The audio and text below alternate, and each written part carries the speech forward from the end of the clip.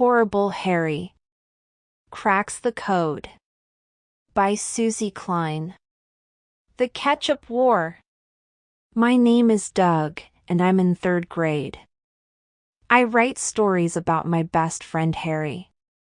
He's the guy who loves slimy things, creepy things, and horrible things.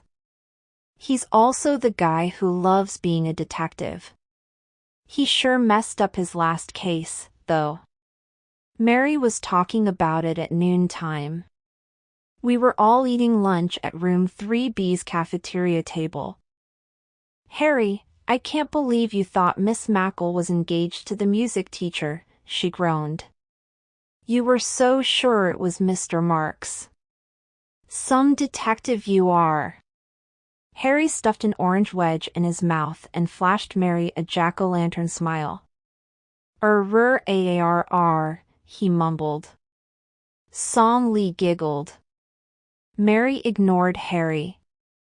She gently pressed her packet of ketchup 4 times to make tiny red dots on her hot dog. When Sidney squeezed his packet of ketchup, it squirted all over the place. A few drops even landed on Song Lee's pretty white sweater. The pansy on her sleeve was not purple and yellow anymore. It was red. Harry immediately took out his orange wedge and dropped it on his blue lunch tray. Hey, Sid! You got ketchup on Song Lee's sweater. How about say ing you're sorry? But it's not my fault, Sid whined. I can't help it if my ketchup packet doesn't work right. Song Lee used her spork to scrape off the ketchup. When she finished, we could see a big pink smudge sleeve. Oh, no! Your favorite sweater is ruined. Mary groaned. Harry ripped open one corner of his ketchup packet, leaned toward Sidney, and squeezed it with one mighty push. Hoo-hoosh! Kersplat!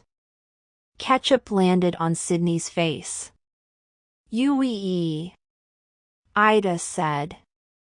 Sidney has a bloody nose. And bloody teeth, Mary added. But it's not my fault, Harry replied. I can't help it if my ketchup packet doesn't work right. Those were the exact words Sid used. When Sidney wiped his face with a napkin, he missed some ketchup under his nose. It looked like he had a red mustache. Very funny, Harry the Canary, Sid growled. Only, I forgot to laugh. You'd better not forget to apologize to Song Lee, Harry said. Or else. Or else what? Sid demanded. Or else it's a ketchup war, Harry said, between you and me. Bring it on, El Tweedo. After you, Sid the Squid. Both boys reached for a ketchup packet. Both ripped off one corner. We all leaned back and got out of the way. Fire one, Sid said, aiming the packet at Harry's face. Whoosh! Harry quickly bowed in prayer. The ketchup plopped on top of Harry's head. It blended in well with his red hair. Fire two, Harry said as he bobbed up, leaned forward, and squeezed his packet hard at Sid. Ketchup sprayed along the table. Most of it landed on Sid's cheek and chin. Harry ran his fingers through his hair. Ketchup gel is cool, Sid. Thanks for my new do. Sidney grabbed his napkin and wiped his face again. He wasn't smell ing like Harry. Slowly, he turned and looked at Song Lee. I'm sorry I got ketchup on you, he said. I don't like it on me either. It was an accident, Song Lee replied with a forgiving smile. It's okay, Sidney. The ketchup war is over. Harry sang out. I'm telling on you boys, Mary said, raising her hand in the air. Mrs. Doshi! The lunch aide came running over to our table. What's going on here? She said. A ketchup war, Mary tattled. Harry Spudger and Sidney Lafleur are not using their ketchup packets properly. And Song Lee's sweater is stained. Mrs. Doshi asked the 3 ketchup victims to follow her. Several minutes later, they came back. Song Lee's sleeve was wet, but you could see the purple and yellow pansy. The ketchup was rinsed out. Sid's face was clean and shiny. Harry's hair was wet and combed. Everyone watched Mrs. Doshi walk over to the portable blackboard. She wrote 2 names in white chalk. Harry Spudger, Sidney Lafleur. When she returned to our table, she handed Harry and Sidney each a wet sponge. You 2 will wash all the cafeteria tables and all the chairs during lunch recess. The bucket is in the corner. Then she added, there will be no ketchup packets allowed at this table for the rest of the week. If you want ketchup, I'll give you some from a large bottle. Harry glared at Mary. You just cost me a kickball game at noontime. Thanks a lot, Mary. Yeah. Sid groaned. Thanks a lot. Mary blew up her bangs. Well, thanks to you we won't have ketchup packets this week. Harry gritted his teeth. Listen to me, Tattletale. We could have cleaned up the mess ourselves. Tattle on me one more time, Mare, and I'll tattle on you. Mary snickered. That could never happen, Harry Spudger, she said. I always follow the rules. Always? I thought. It was just a matter of time. The biggest case ever in room 3B. The next morning when we were hanging up our jackets in room 3B, Harry had a bag under his arm. Okay, guys, I know why I goofed up my last case, he said. Mary hung up her wool scarf. I do too. You're a horrible detective. Harry opened his bag. Nope. I just forgot to wear my detective hat. Detective hat? There's no such thing. Mary scoffed. Oh, yes there is. Harry replied. Haven't you ever heard of Sherlock Holmes? He's the world's greatest detective. He wore a special kind of hat when he was trying to solve a case. That's true, Zuzu said. I've seen pictures of Sherlock Holmes in a book. He is a famous character in lots of detective stories by Sir Arthur Conan Doyle. He wears a deerstalker hat. My dad tells me about some of his adventures. Cool, Harry said. Then he reached into a brown bag and pulled out a baseball cap. I'm about to show you my deerstalker hat. When I get it on, I'll be ready to investigate. Mary rolled her eyes. I think you'll be ready for baseball. I'm not done yet, Harry snapped. We watched him reach into his bag again and take out a second baseball cap. He put the second one on top of the first so the visor was facing in the other direction. Zuzu nodded slowly. You know, Harry, that kind of looks like a deerstalker hat now. It will be good for shade, Song Lee added. Ida and Mary snickered and giggled. Dexter and Sidney shook their heads. So what are you investigating? Harry?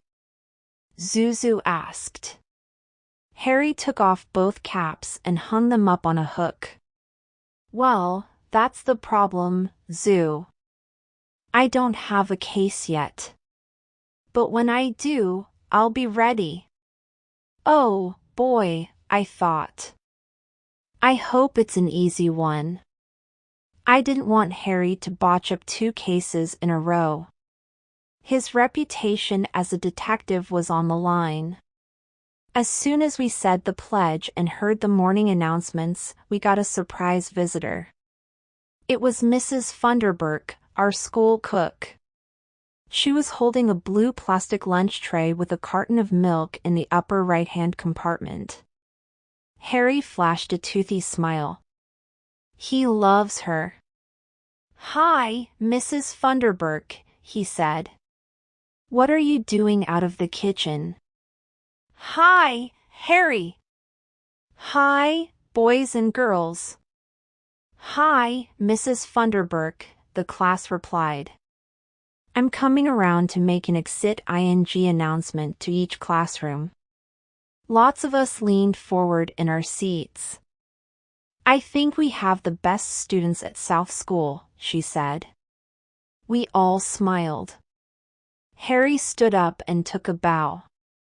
So we are going to have some lucky lunch trays for February fun. Lucky lunch trays, we all replied. Song Lee clasped her hands together.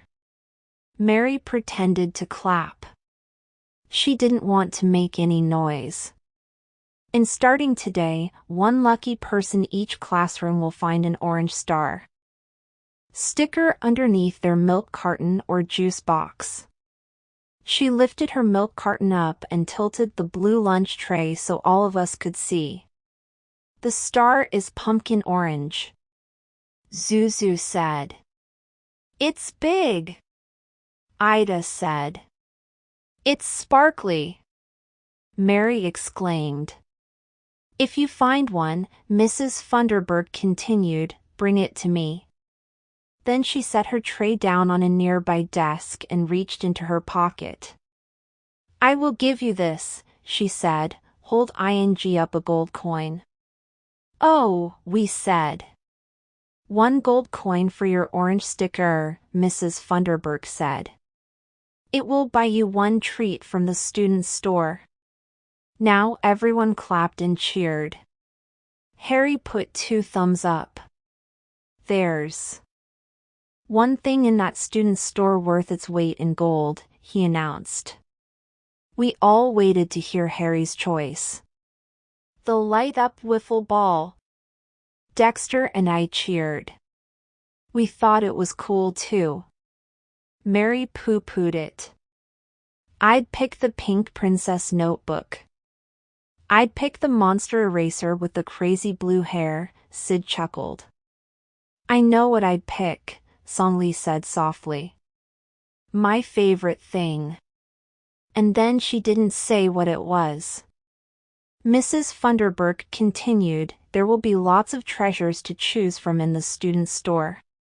But, she added, if your name was on the cafeteria chalkboard yesterday, your sticker won't be good today. Sydney and Harry frowned. Mary did another silent clap. Zuzu raised his hand. How are you going to decide which lunch tray gets an orange star? Will it be fair? Mrs. Funderburk picked up her stuff and headed for the door. It will be very fair, Zuzu. I'm learning about a special set of numbers in a college math class I'm taking. It will give everyone a chance to win. When I looked back at Harry, he wasn't frowning anymore. He had a smile as big as that Cheshire cat in Alice in Wonderland. Ear to ear. Why are you so happy, Harry? I whispered. I just got a case, he replied. The biggest case ever in room 3B. Who in our room will get a lucky lunch tray? But that's impossible, I said. Not for the world's second-best detective. Me. You heard Mrs. Funderburk, Harry explained. She has a special set of numbers. All I have to do is figure out what it is, and bingo. Case solved. I covered my face with both hands. Oh, no, I thought. This case had call-leg math. It was not going to be lucky for Harry.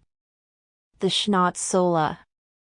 I was glad when Miss Mackle started science. It was Harry's favorite subject. I was hoping it might get his mind off his big detective case. The teacher was holding a giant model of a human nose. Boys and girls, we've been studying our 5 senses. This week we'll learn fascinating facts about the nose and how important our sense of smell is. I love the Schnotzsola, Harry exclaimed. Sydney cackled. Yeah. The big schnoz. The teacher opened up the giant nose and showed us what it looked like way back in our nostrils. These little hairs are called cilia, she said. They're like whisk brooms.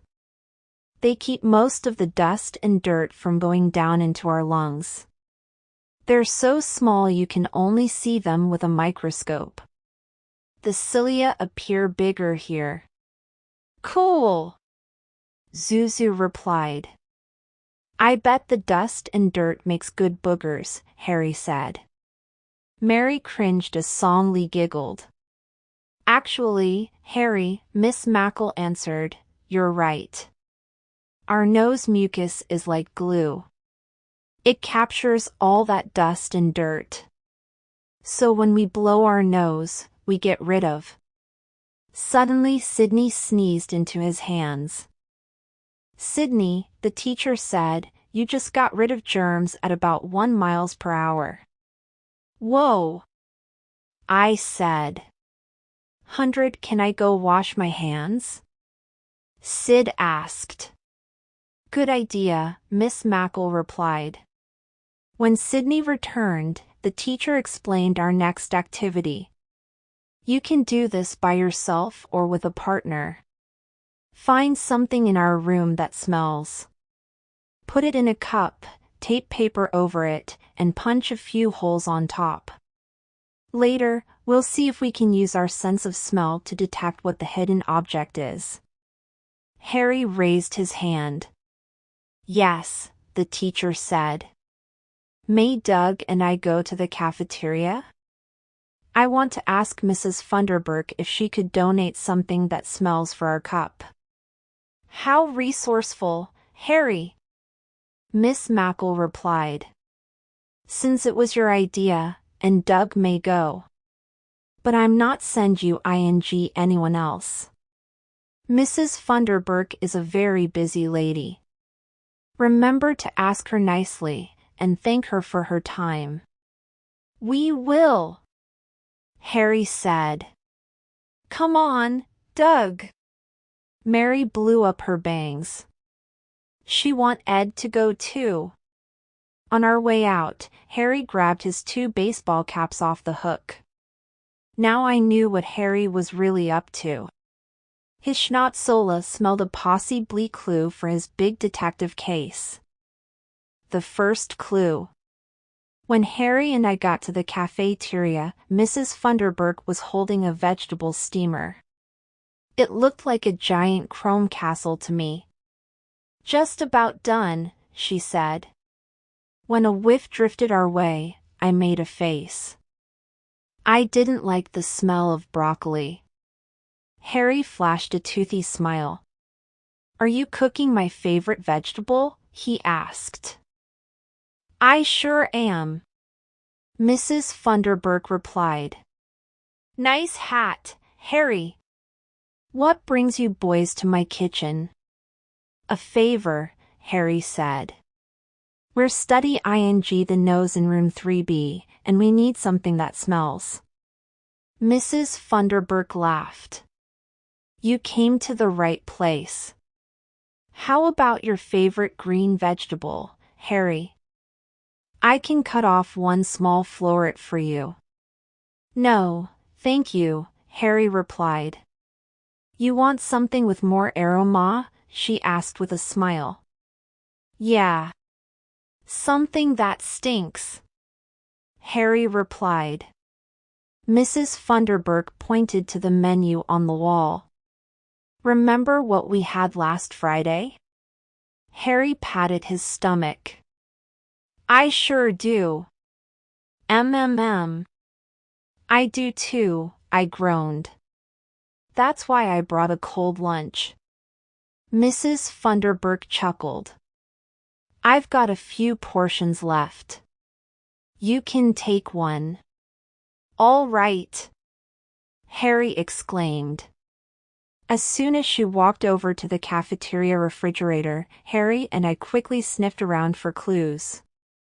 The familiar blue plastic trays with 6 compartments were piled in stacks. The spork and napkin packets were packed in a bin. I could see chicken nuggets and fries in the oven through the glass doors. They were on huge silver trays. I liked the smell of the chicken and potatoes cooking. Harry waved me over to a small yellow bulletin board with pictures of a sunflower, black-eyed Susans, broccoli, and cauliflower. Block letters spelled out 2 words, followed by numbers, Fibonacci sequence.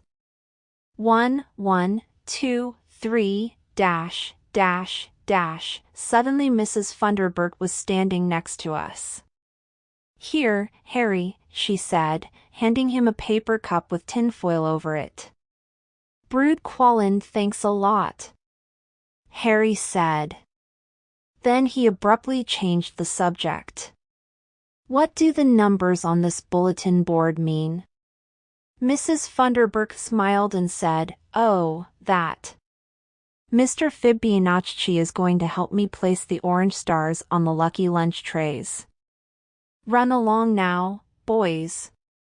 On our way back to class, Harry whipped out his small notebook and wrote down the numbers, 1, 1, 2, 3. It's a code. Her special set of numbers. Yeah, I replied. I wonder if today's winner will be number 4, the 4th person in line. What do you think, Harry? I'm thinking about that name, Fibonacci. I've heard it somewhere before. Harry pulled the visor down on his detective hat. I'm also thinking about those 2 ones in the beginning of the sequence. What do they mean? I shrugged. I didn't know.